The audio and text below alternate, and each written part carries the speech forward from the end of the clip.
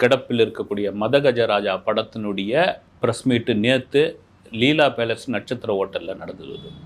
ஹோட்டலில் நடந்தப்போ யாருமே எதிர்பார்க்காமல் பெரும் அதிர்ச்சிக்குள்ளான ஒரு சம்பவம் என்னென்னா, விஷாலுடைய அந்த வருகை, விஷாலுடைய தோற்றம், விஷால் போட்டிருந்த அந்த சோடா புட்டி கண்ணாடி, இதை தவறாக சொல்ல நடந்து இவ்வளோ பெரிய திக்க ஒரு கண்ணாடி, அதையெல்லாம் மீறி மேடையில் மைக் பிடிச்சவுடனே விஷாலுடைய கை வந்து கட்ட கட்ட கட்ட கட்ட கட்டன்னு ஆரம்பித்தவுடனே ஒட்டு மொத்தமாக அங்கிருந்த பத்திரிகையாளர்கள் வந்து இந்த விருந்தினர்கள் அத்தனை பேரும் பயங்கரமாக ஆச்சரியப்பட்டாங்க. குஷ்பு ஒரு பக்கம் அதிர்ச்சி ஆகிட்டாங்க.